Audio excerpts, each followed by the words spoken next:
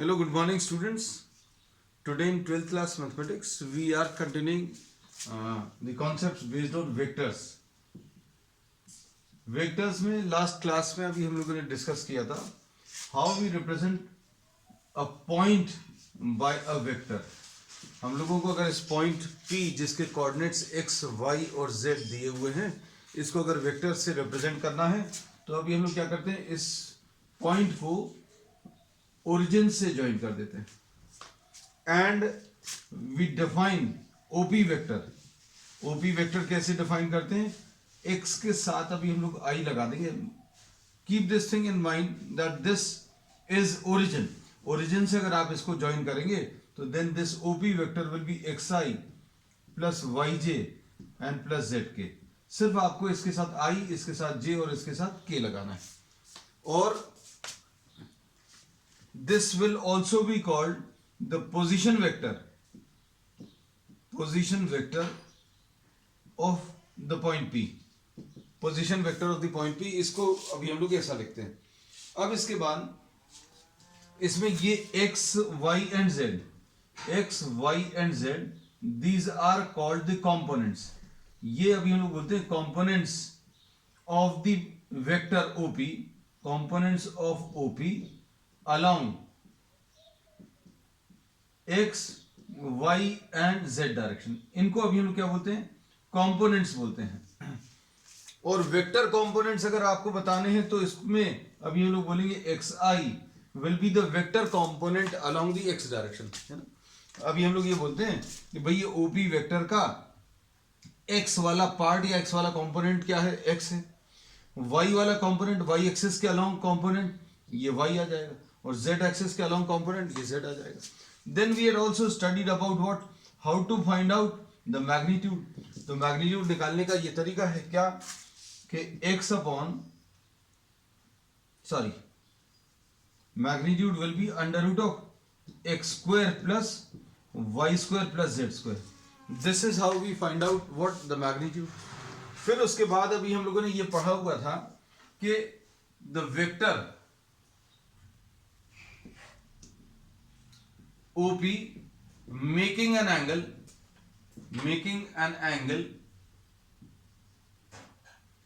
alpha, beta and gamma with the x, y and z direction. Suppose the vector OP is making an angle alpha with the x-axis, angle beta with the y-axis. This we have done in the previous classes. उन्हीं सब concepts का revision कर रहे हैं।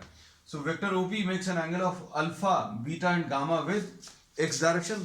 अभी हम लोगों ने इसमें ये बोला बच्चों, सपोज ये वाई डायरेक्शन है, ये जेड डायरेक्शन है और ये इसमें एक्स डायरेक्शन है, और ये वेक्टर ओपी यहां कहीं पर है। इसका एक्स एक्सिस के साथ एंगल, ये एक्स एक्सिस है, ये वेक्टर है, ये एंगल अल्फा है, ये वाला बीटा है और ये वाला जेड डायरेक्शन के साथ गामा है। तो ये भी निकाल के अभी हम लोगों ने बताया था। और cos alpha, cos beta and cos gamma, these were termed as what, the direction cosines। ये डायरेक्शन कोसाइंस कहलाते हैं बच्चों। these were termed as what, the direction cosines। और इन डायरेक्शन कोसाइंस को अभी हम लोग कैसे रिप्रेजेंट कर सकते हैं, L is equal to cos alpha and this will be equal to what, this will be equal to x upon under root of x square plus y square plus z square. ये याद रखना। इसको आप इसके magnitude से, इस x component को किससे डिवाइड कर दो, मैग्नीट्यूड से डिवाइड कर दो। फिर ऐसे ही अभी हम लोग m निकाल सकते हैं, m is cos beta and this will be equal to y upon under root of x square plus y square plus z square. और n ये cos gamma is equal to z upon under root of x square plus y square plus z square. ठीक है, तो बहुत सारी चीजें अभी हम लोगों ने बता दी कि भाई P पॉइंट अगर दिया हुआ है तो P पॉइंट का पोजीशन वेक्टर अगर आपको बताना है तो सिर्फ आपको इसमें क्या करना है, x के साथ i, y के साथ j और z के साथ k लगाना है, आ जाएगा पहली चीज। फिर दूसरी चीज अभी हमने बोला मैग्नीट्यूड, किसी वेक्टर का मैग्नीट्यूड निकालना तो i के साथ जो नंबर है, मतलब x मतलब x कंपोनेंट, उसको स्क्वायर करो, j के साथ जो नंबर है उसको स्क्वायर करो और k के साथ जो नंबर है उसको स्क्वायर करो, ऐड कर लो, स्क्वायर करके ऐड कर लिया, तो ये क्या आ गया, वेक्टर OP का मैग्नीट्यूड।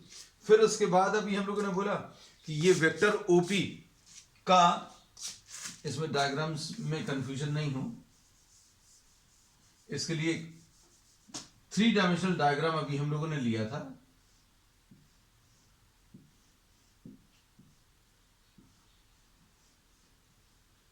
ये है पॉइंट P और ये y एक्सिस है, ये z एक्सिस है और ये x axis, and this is the point P, x y and z। अब ज्यादा ठीक रहेगा, दिस इज ओरिजिन। अब ये OP वेक्टर है, OP वेक्टर का y एक्सिस के साथ एंगल अगर अभी हमें बताना है तो बता सकते हैं। कैसे बताएंगे बच्चों, ये बेस अपॉन हाइपोटेन्यूज और OP की लेंथ अभी हमें मालूम है। सपोज ये बीटा है तो cos बीटा कितना आ जाएगा, cos beta will be base y divided by OP, तो y अपॉन OP कितना है, under root of x square plus y square plus z square. तो यही चीजें अभी हम लोगों ने बताई हैं क्या, कि cos अल्फा कैसे निकालते हैं, cos बीटा और cos gamma. Since we are defining the direction of vector OP in terms of what, cos के टर्म्स में डायरेक्शन डिफाइन कर रहे हैं। cos क्या होता है, कोसाइन, कोसाइन का शॉर्ट फॉर्म cos होता है, इसलिए अभी हम लोग बोलते हैं ये x upon root of x square plus y square plus z square, इसको, और फिर cos beta y upon under root of x square plus y square plus z square, और cos gamma z upon under root of x square plus y square plus z square, इनको collectively हम लोग क्या बोलते हैं, direction cosines. इन सबको अभी हम लोग बच्चों क्या बोलते हैं, डायरेक्ट, कलेक्टिवली इनको डायरेक्शन कोसाइंस बोलते हैं। अब डायरेक्शन कोसाइंस भी पता चल गया है, तो अब क्या करेंगे, नेक्स्ट है बच्चों इसमें एक और टर्म है डायरेक्शन रेशियोज। डायरेक्शन रेशियोज कैसे मिलेंगे, देखो जरा, डायरेक्शन रेशियोज,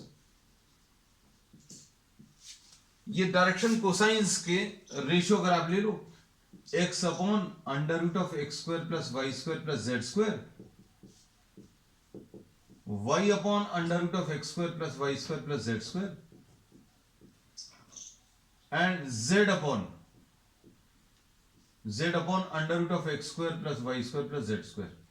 इन तीनों का जो रेशियो आएगा, मतलब x ratio y ratio z, ये डायरेक्शन रेशियोज कहलाएंगे।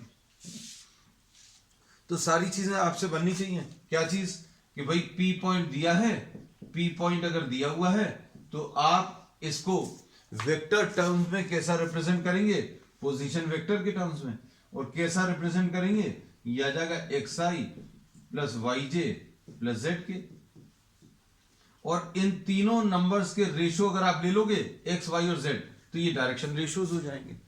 फिर उसके बाद मैग्नीट्यूड बताया, तो मैग्नीट्यूड निकालने के लिए क्या करोगे, under root of x square plus y square plus z square, फिर x वाली वैल्यू को इससे डिवाइड कर दो तो cos अल्फा मिल जाएगा, y वाली वैल्यू को या y कंपोनेंट को आप मैग्नीट्यूड से डिवाइड कर दो तो cos बीटा मिल जाएगा, और z वाली वैल्यू को मैग्नीट्यूड से डिवाइड कर दो तो क्या मिल जाएगा, cos गामा।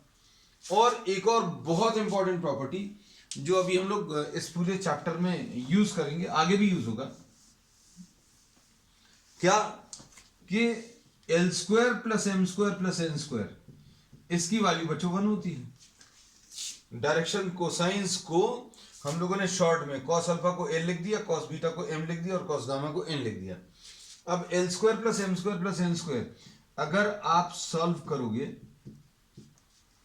L रखो, L कितना है, एक्स स्क्वायर अपॉन, ये स्क्वायर हो जाएगा, ये स्क्वायर रूट हट जाएगा, x square plus y square plus z square. M square कैसे मिलेगा, y square upon x square plus y square plus z square. फिर एन स्क्वायर कैसे मिलेगा, ये मिलेगा z square upon x square plus y square plus z square. Solve करके देखो, ये बना जाएगा। तो बहुत सारी चीजें अभी हम लोगों ने आज इसमें सीखी, क्या, कि वेक्टर से कैसे रिप्रेजेंट करते हैं किसी पॉइंट को, मैग्नीट्यूड कैसे निकालते हैं, और उसके बाद फिर direction cosine and direction ratios है ना। ये प्रॉब्लम्स करेंगे तो और ज़्यादा क्लियर हो जाएगा, क्लियर तो होगा लेकिन याद हो जाएंगी सारी चीज़ें, क्योंकि बहुत सारे नए कॉन्सेप्ट हैं इसमें। अब इसके बाद अभी हम लोग इसमें ये बोलते हैं कि आर अगर आपको दिया हुआ है x i plus y j plus z के, तो यूनिट वेक्टर आर कैसे निकालते हैं? तो यूनिट वेक्टर आर के बारे में, किसी वेक्टर का यूनिट वेक्टर अगर निकालना है, किसी वेक्टर को अगर यूनिट वेक्टर में कन्वर्ट करना है तो क्या करोगे? वेक्टर को, बहुत सिंपल डेफिनेशन, वेक्टर को मैग्नीट्यूड ऑफ द वेक्टर से डिवाइड कर दो। भाई 10 किलोमीटर ईस्ट है, आप इसको 10 से डिवाइड कर दो तो क्या आ जाएगा? 1 किलोमीटर ईस्ट। ये देखो ये यूनिट वेक्टर बन गया। तो किसी वेक्टर को उसके मैग्नीट्यूड से डिवाइड कर दो, तो भाई इसका मैग्नीट्यूड कितना है? X square plus y square plus z square, x square y square और जेड स्क्वायर। तो यूनिट वेक्टर अगर आपको निकालना है तो x i plus y j plus z के upon under root of x square plus y square plus z square, ऐसा लिख लो। अब इसके बाद ये देखो x upon root x square plus y square plus z square, i plus y J upon under root of x square plus y square plus z square plus z के upon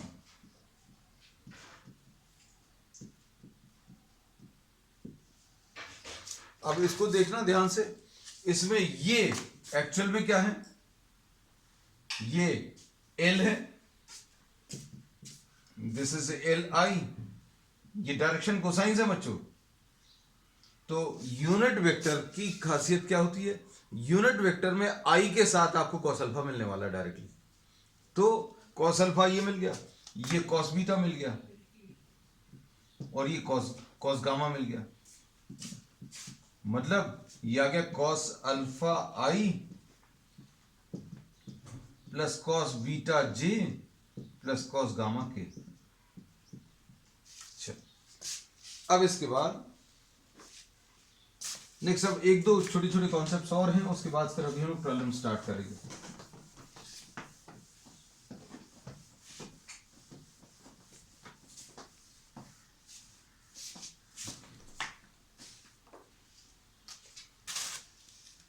next इसके बाद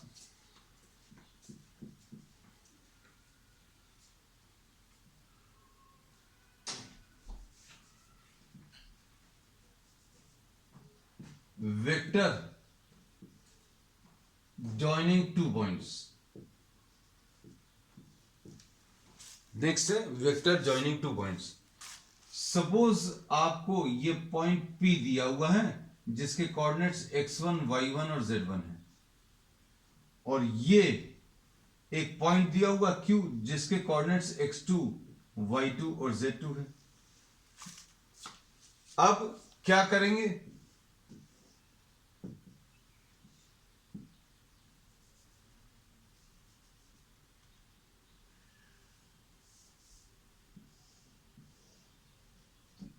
Suppose these are the axis and this is the origin.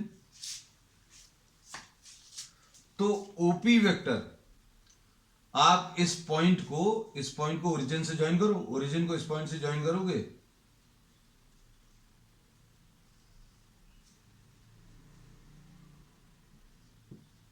OP, this will be position vector of P.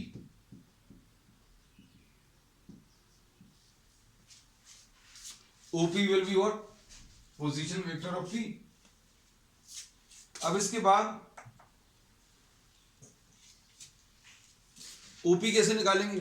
OP directly लिखने का तरीका अभी हमने सिखाया आपको कि P के जो कोऑर्डिनेट्स दिए हैं उसमें डायरेक्टली I, J और K लगा दो तो क्या आ जाएगा? OP अगर निकालना है तो कैसे मिलेगा? X i plus y j plus z के, sorry x1i plus y1j plus z1 के, ये position vector of point P मिल गया। अब OQ कैसे मिलेगा? सारी चीजें बच्चों रिवाइज हो रही हैं। देखो ये पोजीशन वेक्टर ऑफ Q मिल गया, कितना आ जाएगा? अगर आपको ये OQ बताना है कैसे मिलेगा? x2i plus y2j plus z2k। ठीक, अब देखो ट्रायंगल लॉ से कैसा लिखेंगे? ओपी वेक्टर में क्या ऐड कर दें? ये पहला वेक्टर P पर टर्मिनेट कर रहा है, the terminal point is P, तो next vector should start at P।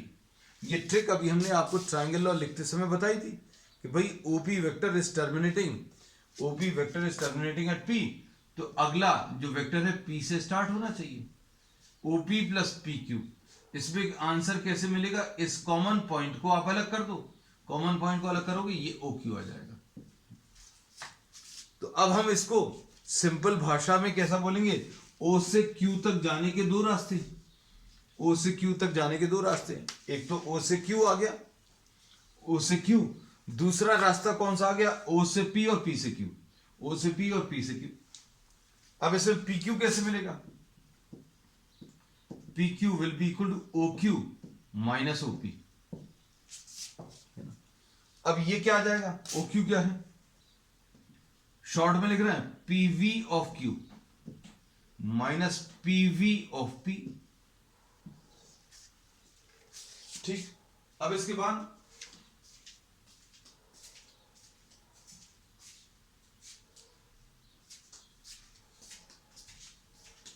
Position vector of Q क्या आएगा?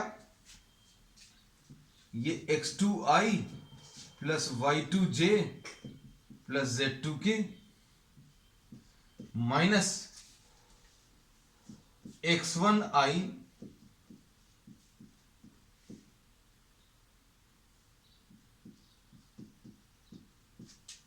तो ये आ जाएगा x2 minus x1 i plus y2 minus y1j plus z2 minus z1k। ठीक है, आपको एंड रिजल्ट याद रखना है। देखो अगर आपको PQ निकालना है, देखो अब याद करा देंगे अभी हम सारी चीजें।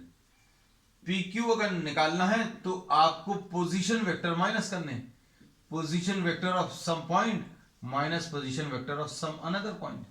अब इसमें ऐसा याद रखना, जो P पहले लिखा है वो यहां पर बाद में आएगा, जो यहां पर सेकंड नंबर पे लिखा है वो यहां पर पहले नंबर पर आएगा। Position vector of Q minus position vector of P। A B अगर लिखना है तो कैसे लिखोगे? यह आ जाएगा position vector of B minus position vector of E। This is how we will write down the position vectors. अब ए बी और बी ए लिख लिया, तो this is the vector joining two points P and Q। Vector joining two points P and Q ऐसे निकालते हैं। अब इसके बाद नेक्स्ट है बच्चों, इसमें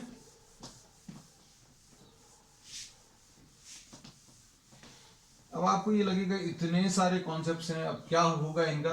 तो बच्चों जैसे जैसे प्रॉब्लम्स में यूज होगा वैसे वैसे कॉन्सेप्ट सारे एकदम परफेक्टली क्लियर होते जाएंगे, कहां पर कौन सी चीज यूज होनी है ना। अब देखो नेक्स्ट है सेक्शन फार्मूला। अब कहीं कहीं पर अब आपको लगने लगेगा कि ये पूरा कोऑर्डिनेट ज्योमेट्री जैसा आ रहा है। अच्छा हाँ, इसमें एक चीज और बता दें, देखो ये P था जिसके कोऑर्डिनेट्स x1 y1 z1 थे, और ये Q था x2 y2 z2, है ना। पूरे डायग्राम की अब जरूरत भी नहीं है। PQ कैसे मिलेगा?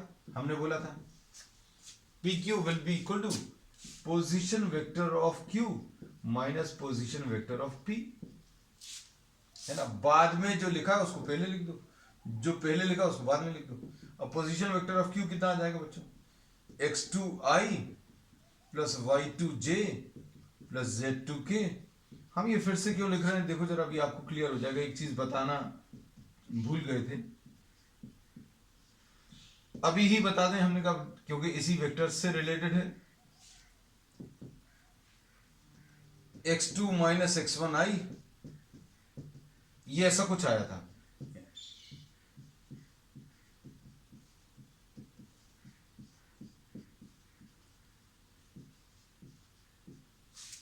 ये पी क्यू आ गया। अब इसमें क्या करेंगे बच्चों, देखो इसमें पी क्यू वेक्टर का मैग्नीट्यूड अगर निकालना है, किसी भी वेक्टर का मैग्नीट्यूड निकालने का बहुत सिंपल तरीका है। आई के साथ जो नंबर है उसको स्क्वायर कर लो, x2 माइनस x1 का होल स्क्वायर। जे के साथ जो नंबर है उसको स्क्वायर कर लो, और के के साथ जो नंबर है उसको स्क्वायर कर लो। तो एक्चुअल में ये क्या है बच्चों, ये डिस्टेंस फार्मूला है, distance between P and Q. तो ये 2D में हम लोग सिर्फ x1 y1 लेते थे, x2 y2, और डिस्टेंस फार्मूला क्या आता था, x2 minus x1 whole square, y2 minus y1 whole square.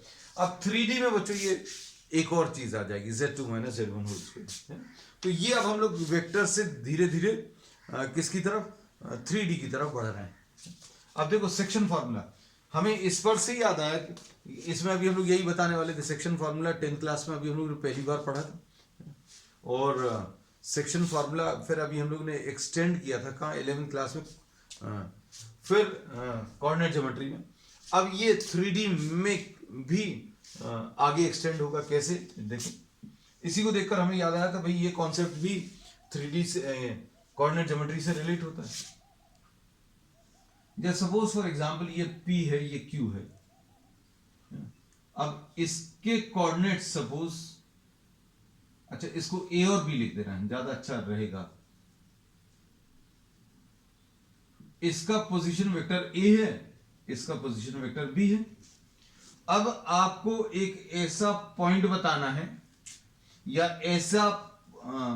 ऐसे पॉइंट का पोजीशन वेक्टर बताना है जो कि इसको m/n रेशियो में डिवाइड कर रहा है। सिंपल।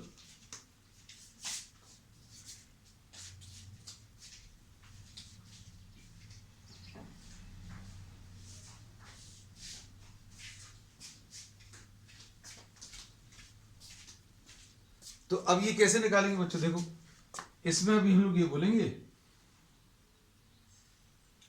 कि AP का जो मैग्नीट्यूड है इसमें दिया हुआ है AP upon PB। AB upon PB ये कितना है बच्चों, m अपॉन n है। So you have to find out the coordinates of a point और the position vector of a point which is dividing AB in the ratio of m/n। तो अब इसमें क्या बोल सकते हैं बच्चों, n times AP will be equal to m times PB, ऐसा लिख सकते हैं।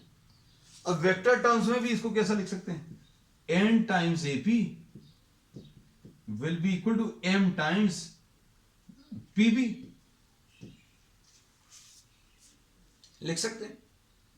अब AP upon PB m upon n दिया है, और AP अपॉन PB को m upon n cross multiply करके लिखिए, फिर वेक्टर टर्म्स में लिखिए। अब इसको पोजीशन वेक्टर के टर्म्स में कैसा लिखेंगे, this will be position vector of P, बाद वाला पहले लिख लिया, minus position vector of A is equal to m times, ये क्या आएगा, position vector of B minus position vector of P। अब क्या करेंगे, अब इसमें पोजीशन वेक्टर के टर्म्स में सिंप्लीफाई करना है। तो what do you get finally, now suppose if we try to write down n into position vector of P क्या है बच्चों, R है। पोजीशन वेक्टर ऑफ A को स्मॉल a लिख दिया, is equal to m into position vector of B। तो position vector of B कितना आएगा बच्चों, small b, minus position vector of P small r। बस अब इसके ब्रैकेट सिंप्लीफाई कर लो, ब्रैकेट ओपन कर लो, तो ये कितना आ जाएगा, n times r minus n times a is equal to m times b plus minus m times r। इसको इधर ले आओ, इसको इधर ट्रांसफर करो, n r plus M R is equal to M B plus N ए।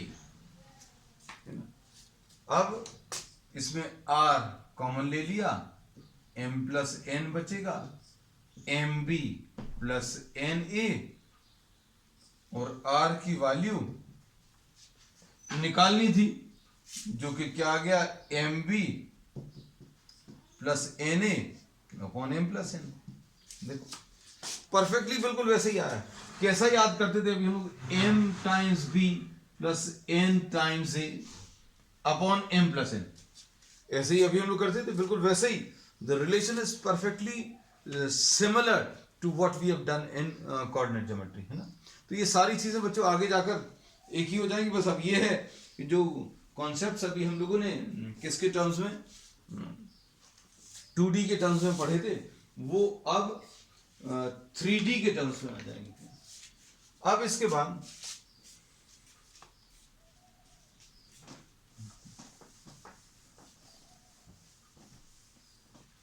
हाँ, इसमें एक चीज और भी कर सकते हैं। देखो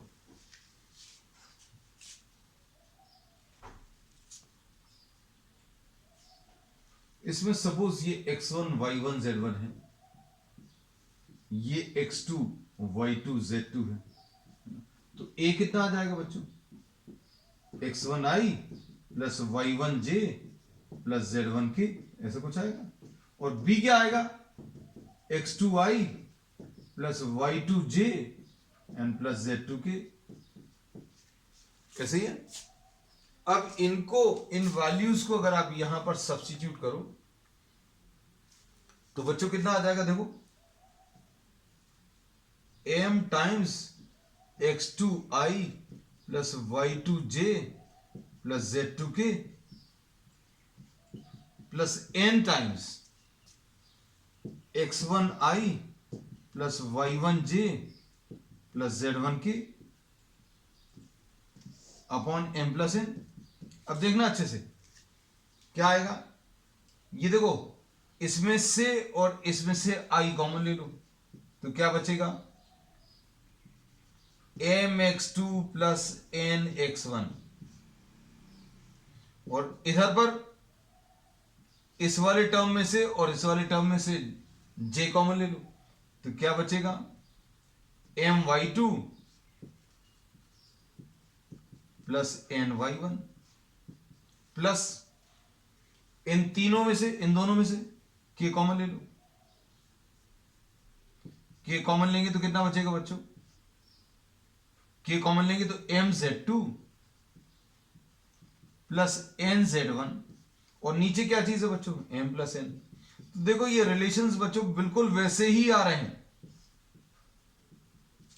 देखो x वाला कोऑर्डिनेट क्या आया, mx2 plus nx1, mx2 plus nx1 upon m plus n, है ना। तो इस पॉइंट के कोऑर्डिनेट्स बच्चों ऐसे ही आएंगे, mx2 plus nx1 upon m plus n, comma my2 plus ny1 upon m plus n, and mz2 plus nz1 upon m plus n।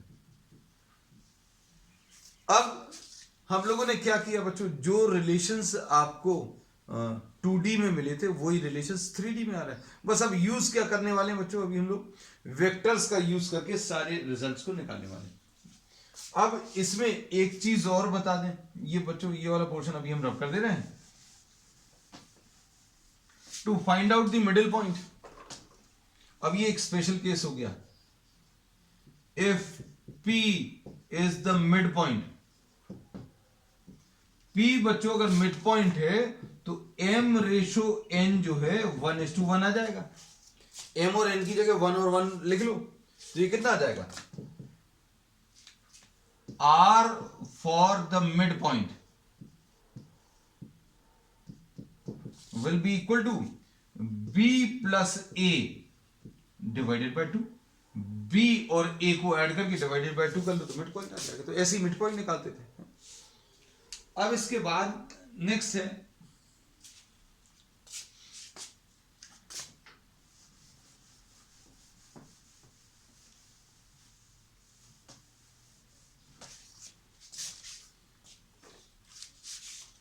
Next concept जो अभी हम लोग यूज करेंगे वो क्या,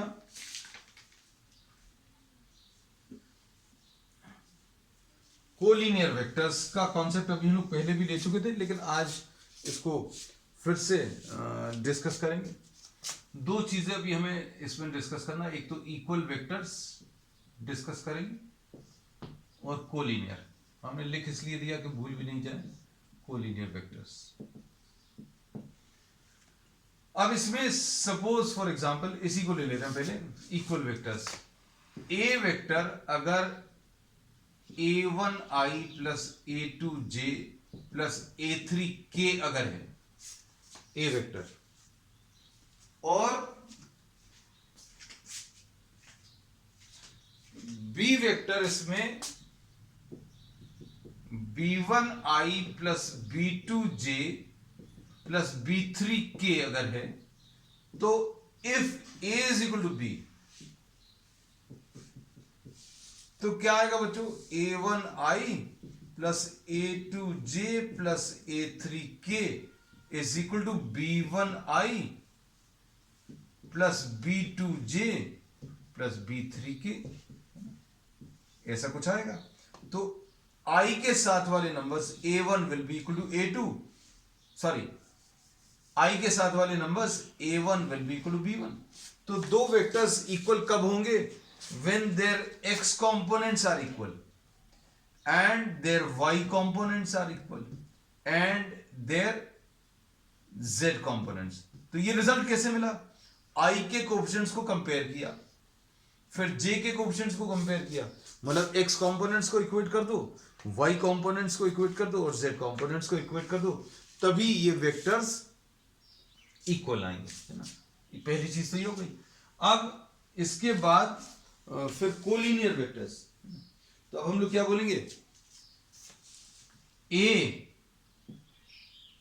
for a vector A, for a vector A lambda A is a collinear vector. Collinear vector क्या होता है बच्चों, लाइन सेम रहेगी, मतलब इसका मैग्नीट्यूड के बारे में बात नहीं कर रहे हैं, या तो उसी के अलोंग, जैसे सपोज फॉर एग्जांपल हम याद करा दें, ये ए वेक्टर है तो 2a वेक्टर ऐसा कुछ आएगा, ये इसका कोलिनियर वेक्टर कहलाएगा। या फिर अभी हम लोग क्या कर सकते हैं, ये देखो ये -3a वेक्टर आ गया, इसका मैग्नीट्यूड 3 टाइम्स है, 1 2 एंड 3, ये 3 टाइम्स है। तो अब हम लोग क्या कह सकते हैं, if suppose we are naming this as b, if b is equal to lambda a, then a and b are collinear. ठीक है, these will be acting along the same line. अब बच्चों ए और बी की वैल्यूज रख लो, ए और B की values रखोगे तो क्या आएगा, ये बच्चों लास्ट कॉन्सेप्ट है before we finally start the parallels, है ना। अब इसमें देखना, b1i plus b2j plus b3k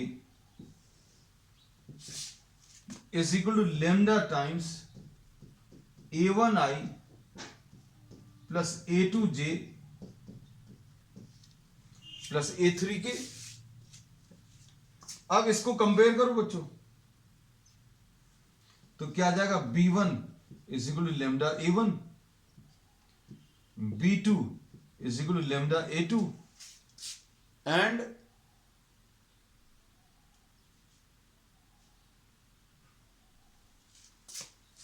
B3 is equal to lambda A3, तो क्या मिलेगा?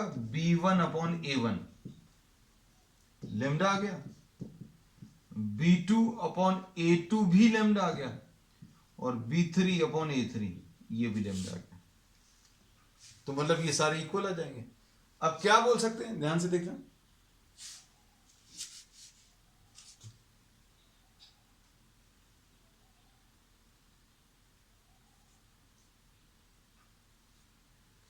अब इसमें अभी हम लोग ये बोल सकते हैं कि दो वेक्टर्स कोलिनियर कब होंगे?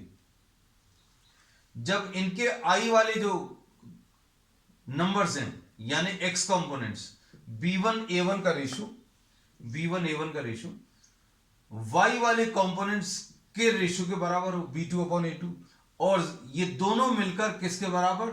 Z कंपोनेंट्स के रेशो के बराबर, मतलब B3 अपॉन A3, मतलब B1 upon A1, B2 upon A2 और B3 अपॉन A3 अगर है तो ये वेक्टर्स बच्चों कोलिनियर रहेंगे। जैसे एग्जांपल के लिए एक बहुत सिंपल सा एग्जांपल ले लेना है, a suppose 2i minus j plus k है, तो ये